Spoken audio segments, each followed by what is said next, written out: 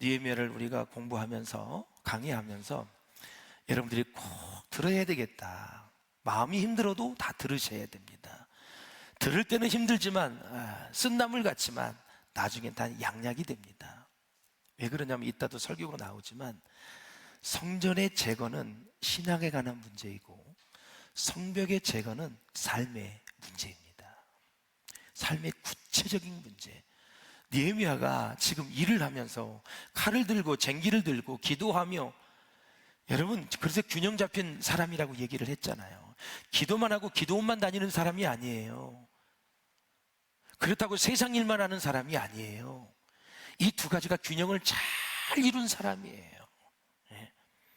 이런 상황에서 느헤미야는 어떻게 대처를 하고 승리할 수 있었을까? 자기를 비난하는 사람들과 대항을 해서 싸우는 것이 아니라 하나님께 기도했다는 것이 그의 영성의 탁월한 면이다. 하나님께 기도하면서 모든 상황을 이야기하듯이 하나님께 다 올려드립니다.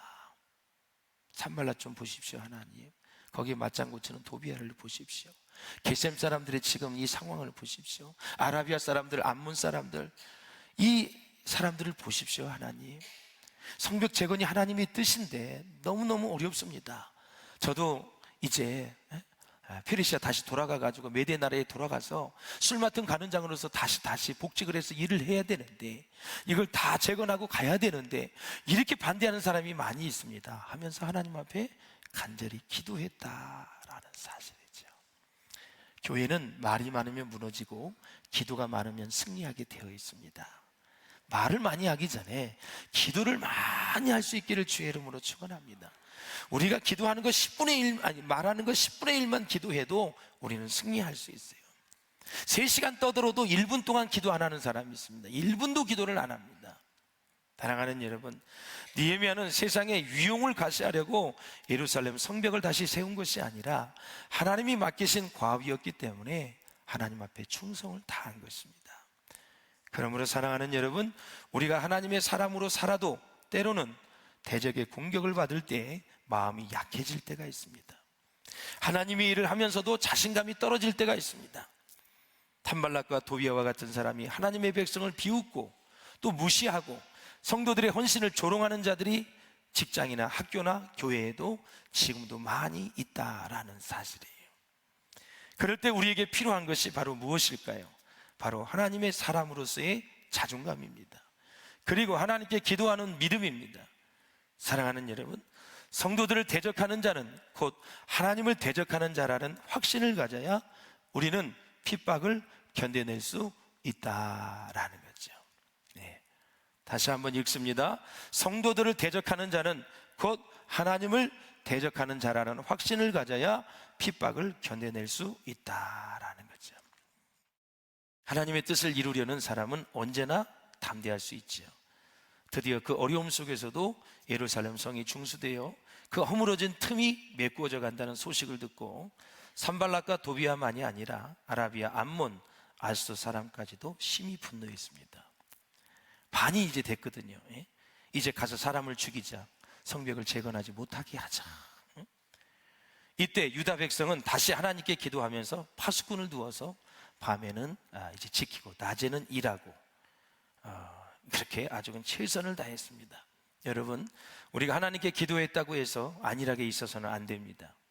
대적의 교계, 마귀에 맞서는 최고의 방책은 하나님의 도우심을 구하는 것입니다. 하나님, 사정이 이렇습니다. 도와주시옵소서. 그래서 느헤미야가 이제 성벽을 재건하고 벽을 쌓는 사람들에겐 칼을 차라 그랬어요. 칼을 막 일하다가 쳐들어오면 무기가 있어야 되잖아요. 그래서 칼을 차고 여러분 성벽을 쌓았다라는 거죠. 우리가 인생을 살다 보면 우리를 두렵게 하는 사람이 있어요. 불안하게 만드는 다양한 일을 접하게 됩니다. 조금 전에도 말씀을 드렸지만 사람을 두렵게 하지 마세요. 불안하게 하지 마세요. 하나님 기뻐하지 않아요. 성경엔 두려워하지 말라는 이야기가 365번이 나와요. 사람은 그 정도로 두려움에 휩싸일 때가 많아요. 갑자기 질병의 선고를 받았을 때, 교통사고가 나고 몸이 아프거나 질병, 또 여러 가지 재정의 문제나 사업의 문제나 어려운 일이 생기면 사람이 두려움이 찾아오게 돼 있어요. 두려움이 찾아오게. 그럴 때마다 우리는 지혜와 용기를 구해야 된다. 그러므로 세상의 공격에, 세상의 방식으로 대처하지 말고 하나님이 주시는 능력을 우리가 가지고 맞서야 된다. 할렐루야. 느헤미야는 기도했기 때문에 파수꾼을 세워 방비하는 지혜를 얻을 수 있었고 포기하지 않는 용기를 가질 수 있었다. 그러므로 기도는 하나님의 능력을 공급받는 통로다라는 사실이지요. 사랑하는 여러분, 정말 하나님을 사랑하고 신뢰하는 사람들에게 공통점이 있다면 바로 다 고난에 처해 있다라는 사실이에요. 이상행 하나님을 사랑하고 또 믿음으로 살려고 하면 고난이 찾아와요. 고난이. 믿음이 있으면 고난이 따르고 오게 돼 있다. 그런데 믿음으로 그 고난을 이길 수가 있는 거죠. 여러분, 믿음을 가지면 고난이 사라집니까?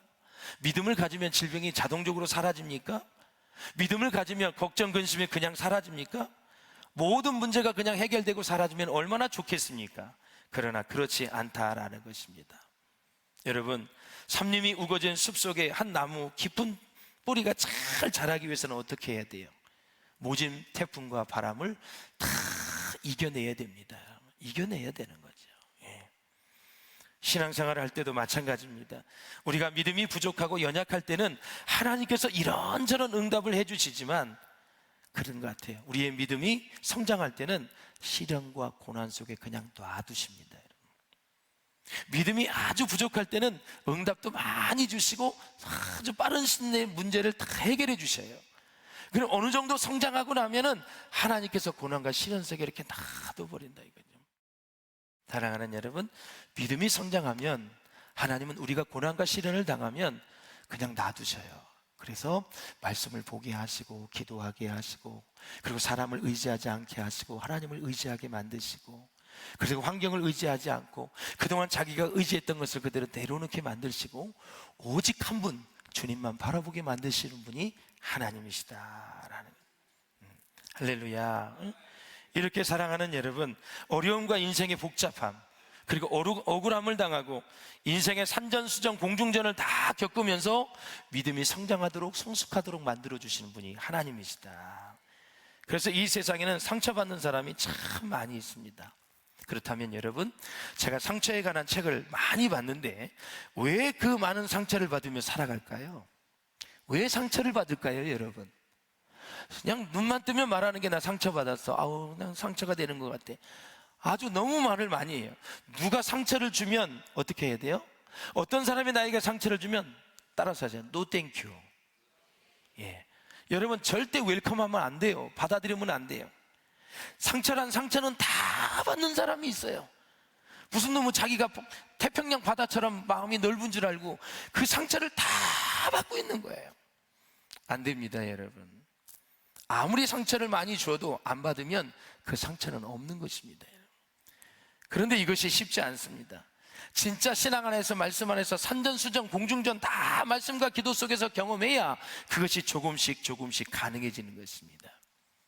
그래서 시편의 탄원시를 보십시오. 다윗을 비롯해서 오늘 느헤미야를 보십시오. 여러분, 왜 그토록 저주를 하고 상대방에게 복수해달라고 하나님께 기도를 할까요? 그 이유는 자기 때문이 아닙니다. 나를 배신하고 못살게 굴고 나한테 욕을 했기 때문이 아니라 하나님의 영광을 가렸기 때문에 참을 수 없었다라는 거예요. 하나님의 성전과 성벽이 회파되고 하나님의 영광이 가려지게 되면 거기에서 거룩한 분노가 일어나는 것입니다. 6절에 보니까 높이가 절반에 이르렀다 말씀하고 있어요. 시작이 반이라는 말이 있지요. 전략적으로 성을 쌓고 지역에 사는 사람들에게 또 이렇게 분담을 하고 은사에 따라 역할 분담을 잘해서 시작이 반이라고 벌써 성벽이 반이나 올라갔습니다. 하나님은 일은 이렇게 진행이 되는 것입니다. 사랑하는 여러분, 하나님의 영광을 위해 계획을 세워보시고 도전해 볼 수 있기를 주의 이름으로 축원을 드립니다. 시작하자마자 순식간에 절반이 이루어집니다. 우리가 40일 특세도 마찬가지예요. 야, 결심하고 하자. 어느새 반이 지나갑니다. 그리고 3분의 2가 지나갑니다. 어느새 또 끝나는 경우가 많이 있지요. 뭐든지 지식을 얻기 위한 힘듦, 그 다음에 영성을 얻기 위한 힘듦, 그리고 전도를 하기 위한 힘듦, 예배하기 위한 우리의 마음의 쏟음, 이런 것이 여러분 되지 않으면 힘든 거거든요. 그래서 모든 것이 우리의 마음의 자세가 하나님의 것을 받아들일 수 있는 것으로 오리엔티드 돼 있으면 쉬운데, 그것을 받아들일 만한 그릇들이 안 돼 있으면 부대끼는 거예요. 이런 말 써서 죄송해요. 못 받아들이니까 음식을 받아도 내가 받지 않는 음식을 먹으면 막 부대끼는 거예요. 막 울렁거리고 소화가 안 되고 어지럽고 막 그러는 거예요. 그러니까 우리의 삶의 환경이 내가 그 모든 것을 믿음으로 받아들일 만한 그릇이 안 되면 부대끼는 거예요. 아유, 신앙생활 해야 되나 말아야 되나? 아유, 주일날 꼭 교회 가야 돼? 새벽 기도도 가야 되는 거야? 불기둥은 왜 또 만들어 놔가지고 저렇게 나를 속을 새겨? 이러면서 부대끼는 거예요. 부대끼는 거. 그렇게 살지 마시고 따라서 하세요. 소풍 가듯이 즐거운 마음으로. 그러면 즐거운 마음이 안 되면 왜 안 되느냐고 주님께 기도하라는 거예요. 주님, 나는 왜 즐겁게 하려고 그러는데 이게 안 되죠? 오늘 내 남편, 내 자녀를 위해서 밥을 짓는데 왜 내가 짜증이 날까요? 예, 즐겁게 하시기를 주의 이름으로 축원합니다. 그래야 밥도 뜸도 잘 드리고, 그냥 소금 너무 많이 쳐가지고 여러분 사람 짜증 내지 말고 적당히 잘해서, 예, 무슨 일이든 아주 즐거운 마음으로. 사랑하는 여러분, 내 마음이 안 되는 것이지 하나님께 안 되는 것은 하나도 없습니다. 하나님이 원하시면 모든 불가능을 물리치시고 하나님의 기적이 만들어지는 것입니다. 그것이 바로 저 천성을 향해 걸어가는 믿음의 사람의 일상의 모습이거든요. 즐거움. 유다 백성 가운데 하도 반대 세력이 많으니까 낙심하는 세력이 이제 생기기 시작을 했어요. 힘이 빠졌어요. 그러니까 그만두겠다고 포기하는 사람이 늘어나기 시작을 했어요. 느헤미야는 그때 어떻게 했냐면 성벽 뒤에 낮은 땅에 무기 가진 사람들을 세워두었어요. 자꾸 칼 가지고 와서 죽이려고 하니까 성벽 뒤에 그것만 지키는 사람들을, 또 보초병들을, 방위병들을 아주 보호하는 사람을 배치했다. 여러분 상상을 해보면 이 성벽 재건이 너무나 치열한 거예요. 지금요 너무나 두려움이 많은 거예요. 그래서 느헤미야는 그때마다 두 가지를 얘기합니다. 대적을 두려워하지 말고 하나님을 기억해라. 하나님이 우리를 지켜주실 거고 우리를 도와주실 거고 하나님이 우리를 위하여 일하실 거고, 보이진 않지만 하나님 지금 일하고 계신다. 계속 힘을 불어넣는 것입니다. 말은 힘이 있습니다. 그리고 격려의 말은 믿음을 성장시킵니다. 그렇기 때문에 계속 격려를 하는 거예요. 그 지도자가 어려운 거예요. 자기도 사실 무서워. 지도자니까 언제 죽을지 몰라. 그러니까 무섭지 않아요. 무서움에도 다른 사람한테 힘내라, 하나님이 당신과 함께 할 거다, 당신을 다 보호해 주실 것이다, 끝까지 승리하도록 하나님이 지켜주실 거다, 계속 독려하는 거예요. 지도자가 힘든 거예요, 여러분. 그래서 지도자 느헤미야는 기도하는 무릎과 행동하는 손발을 모두 구비한 균형 잡힌 지도자였다. 이렇게 치우치지 않는 영성을 가지고 있는 사람을 하나님은 하나님의 나라를 위해서 크게 쓰신다라는 것입니다. 제가 아까 말씀을 드렸지만 기도만 하면 어떡해요? 이 세상은 누가 여러분 다 관리하고 누가 하라고? 그러면 또 세상 일만 하면 우리의 믿음은 또 곤두박이를 치니까 그렇게 할 수가 없잖아요. 균형을 잘 이루는 것이 중요하다라는 거죠.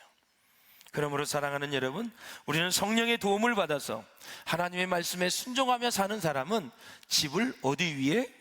반석 위에 세운 지혜로운 사람과 같다라는 거예요. 성령의 도움을 받아야 돼요. 하나님의 말씀에 순종하는 사는 사람. 순종하려면 성령의 도움을 받는 게 더 중요한 거예요. 제가 오늘 오케스트라 오늘 한 분이 이렇게 같이 연주하는 것에 대해서 얘기하고 제가 그랬어요. 나는 성령의 음성을 듣고 목회하는 사람이다. 그래서 제가 권면을 했어요. 사랑하는 여러분, 다 어떤 일을 하든 무슨 일을 하든 주의 음성을 들어야 되는데 이렇게 하시면 돼요. 어떠한 의사결정을 할 것이 있으면 하나님 앞에 먼저 기도하세요. 하나님, 이런 의사결정을 해야 되고 이렇게 결정을 해야 되는데 주님의 음성을 좀 듣고 싶습니다. 계속 성령을 의지하는 거예요. 그리고 말씀을 생각하는 거예요. 일을 어떻게 이루어야 될지, 하나님의 영광에 되어지고 사람들을 기쁘게 해드리고, 힘들지만 그것이 이루어진다면 하나님의 교회 공동체가, 한국교회가 더 살아난다면, 그리고 여러분 직장과 사업하는 모든 일들도 마찬가지예요. 계속 기도하면서 주의 음성 듣기를 사모하면서 하나님의 가이드해 주시기를, 하나님의 성령이 우리를 가이드해 주시기를 계속 묵상하는 거예요. 그러면 내 생각이 내려지게 돼 있어요. 예? 내 욕심이 내려지게 돼 있어요. 그러면서 세미한 주의 음성을 들으니 엘리야에게 그렇게 세미하게 말씀해 주신 하나님이 말씀을 하는 거예요. 그냥 감정대로 막 살지 마시고 감정대로 막 말하지 마시고 계속 주의 음성을 듣고, 그래서 말씀을 많이 묵상해야 되고 읽으셔야 돼요. 할렐루야. 인생의 역경은 언제나 오거든요. 근데 예수님의 유일한 반석이기 때문에 그분을 의지할 수밖에 없다라는 사실이에요. 사랑하는 여러분, 한 손에는 칼, 한 손에는 도구를 가지고, 또 한 손에는 기도, 한 손에는 경비병, 이렇게 해서 느헤미야가 성벽을 잘 세워나가는 그런 모습을 우리가 볼 수 있다라는 거죠. 사랑하는 여러분, 정말 우리가 이 땅을 살아가면서 우리의 직장, 우리의 학교, 우리의 가정은 어디가 되어야 되냐면 선교지가 되어야 된다. 선교지. 우리 모두는 예외 없이 모두 선교사들이라는 사실을 잊어서는 아니 된다. 우리가 어떤 일을 하든지 어디에 있든지 하나님께 영광을 올리는 일을 해야 하는 이유가 여기에 있다라는 거죠. 성벽 재건이 가능할 수 있었던 것은 그들이 하나님께 도움을 구했고 하나님이 일러주신 방법대로 행했기 때문에 가능을 했다. 그렇다면 우리가 오늘 승리의 비결이라는 설교의 제목인데, 승리의 비결이 뭐냐? 결국 하나님의 도움이다라는 거죠. 하나님은 그분을 찾는 자들에게 찾아오셔서 도와주시는 분이 하나님이시다라는 거죠. 부지런히 주님을 찾게 되면, 우리는 전심으로 주님을 간구하게 되면 주님을 우리는 만나게 될 줄로 믿습니다. 자, 다시 한번 정리를 하면, 성전 재건이 유다 백성의 신앙을 재정립하는 상징적인 사건이었다면, 성벽 재건은 유다 백성의 삶을 온전케 하는 상징적인 사건이었다. 다시 설명을 드린다면, 성전 재건이 되었다는 것은 제사가 회복되었다는 거예요. 예배가. 그러면 왜 제사를 드리냐? 백성들이 죄를 지었을 때 짐승을 가지고 짐승에게 전가하고 짐승을 죽여서 번제로 드리면 죄 용서함 받고 하나님과의 관계가 회복이 되는, 그러니까 신앙을 재정립하는 거고, 성벽은 돌을 쌓는다라는 것은 유다 백성들이 직접 와서 다 일을 했어요. 다 봉사했어요. 그러니까 우리의 삶의 구체적인 실천 방안, 그것을 이야기하는 거예요. 그래서 이걸 실천 신학이라고 얘기하죠. 믿음이 회복되었으면 그러면 어떻게 살 것이냐, 이것이 우리에게 이제 답이잖아요. 그래서 성전 재건과 성벽 재건을 잘 공부하면 아주 균형 잡힌 신앙생활을 할 수 있다라는 사실입니다. 할렐루야. 그래서 지도자가 본을 보여야 신앙 공동체가 견고하게 세워진다. 이것은 바로 가정, 우리 다니는 회사, 우리 국가, 모든 조직에서도 마찬가지입니다. 교회에서는 우리 목회자를 비롯해서 우리 장로님, 우리 권사님, 안수 집사님, 집사님들이 중직을 맡았기 때문에 앞장서서 본을 보이셔야 된다라는 거죠. 그 청년아 영적 부흥을 꿈꾼다라는 책에 보면은 이런 이야기 한 토막이 나와요. 19세기 천재의 바이올리니스트가 있어요. 파가니니라는 그런 사람이에요. 이 파가니니가 아주 천재이거든. 바이올리니스트인데 음악을 하시는 분들은 다 알 거예요. 이 오케스트라와 함께 연주를 하는데 갑자기 바이올린 줄 하나가 끊어졌습니다. 바이올린 줄이 몇 개죠? 4개죠. 네. 5개 아닙니다. 기타는 5줄인데 바이올린 4줄이에요. 하나가 끊어졌으면 몇 개가 남았을까요? 질문하는 거 싫어하세요? 네. 4개에서 하나가 끊어졌으면 몇 개가 남아요? 3개가 남죠. 그런데 또 끊어졌어요. 그럼 몇 개가 남아요? 또 끊어졌어요. 3개가 끊어졌어. 그럼 4개 중에 몇 개가 남아요? 하나가 남았어요. 그런데 계속해서 연주를 하는 거예요. 네. 그래서 많은 사람들이 이 연주를 듣고 나서 일제히 일어나서 브라보, 브라를 막 외쳤어요. 그는 한 개의 줄을 가지고, 앵콜곡이 또 나왔거든요. 한 줄을 가지고 또 연주를 하는 거예요. 근데 묻겠어요. 이 바이올린이 한 줄 가지고 연주가 되나요? 난 몰라요. 돼요? 전문가, 박사님. 어느 정도는 가능해요? 예. 파가니니한테 가서 물어보세요. 어느 정도는 가능하다고 하는데 온전한 음은 나올 수는 없지요. 청중은 큰 감동에 빠졌습니다, 여러분. 예, 남은 한 개의 줄, 이것은 바로 파가니니의 불굴의 용기였다라는 거죠.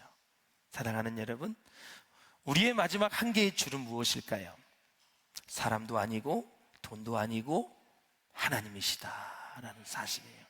세상 사람들이 볼 때 우리가 가지고 있는 모든 줄이 다 끊어진 것처럼 보여도 우리에게는 오직 한 개의 줄, 하나님이 계십니다. 다윗도 하나님은 피난처라고 말씀했어요.